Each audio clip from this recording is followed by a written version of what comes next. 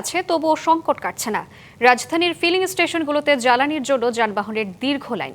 চালকদের অভিযোগ, নির্ধারিত সময়েও অনেক পাম্পে তেল পাওয়া যাচ্ছে না।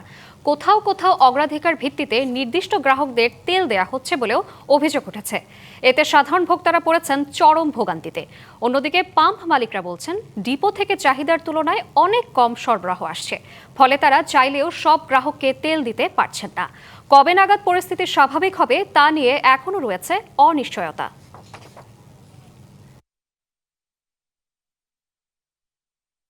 সরকার বলছে তেল আছে, আমি যখন পাম্পে আছি 2 ঘন্টা ধরে দাঁড়ায় আছি, আমি জানি না আরো 1 ঘন্টা হয়তো লাগতে পারে।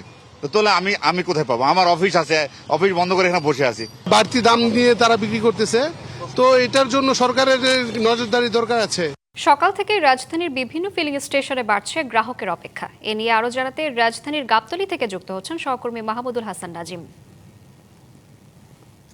নাজিম, পেট্রোল পাম্পগুলোতে এখন এই মুহূর্তে কি পরিস্থিতি দেখছেন এবং গ্রাহক এবং পাম্প মালিকরা কি বলছেন?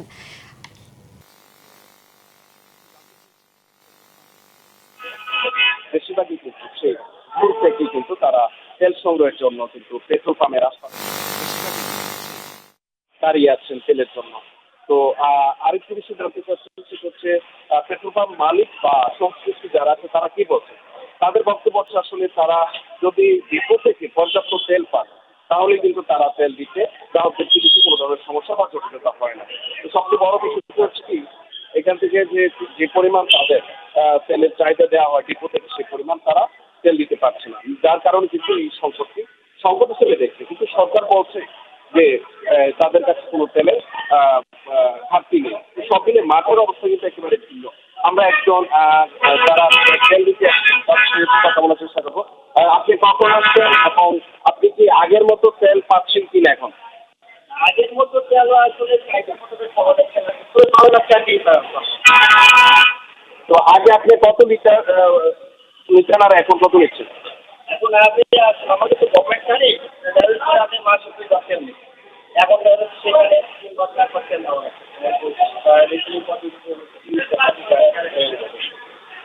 আপনি একটু জানতে চাচ্ছি, আপনার তো তেল সরবরাহ করে 3 লিটার 4 লিটার এইভাবে আপনার কাছে জানতে চাচ্ছি, আপনার তো তেল সরবরাহ করে থাকেন, সেই ক্ষেত্রে আগে যে পরিমাণ তেল একজন বাইকার বা গাড়ির চালকই দিতেন, এখন কি সেই পরিমাণ দিতে পারছেন? 200-র বেশি সার্ভিস ও ফিচারে লেনদেনের সব বিকাশ অ্যাপে সম্ভব। না, এখন আমরা যেমন আগে ডিপো থেকে যে পরিমাণ চাইছি ওই পরিমাণে পাইছি, গ্রাহকের চাহিদা মতো দিতে পারছি। এখন আমাদের গ্রাহক যে চাহিদা চায় ওইভাবে তো আমরা তেল দিতে পারছি না, আমরা তো ডিপো থেকে ওইভাবে পাচ্ছি না। এখন আগে দেখা যায় বাইকাররা 200-300 এরকম নিত, যে কোন যা পর্যন্ত নিতে পারতো। এখন অধিকাংশ বাইকার, মানে বলতে গেলে সব বাইকারই বলতেছে ট্যাঙ্কি ফুল দেন। আমরা কিভাবে ট্যাঙ্কি ফুল দেবো? আমরা তো চাহিদা মতো পাইতেছি না তেল।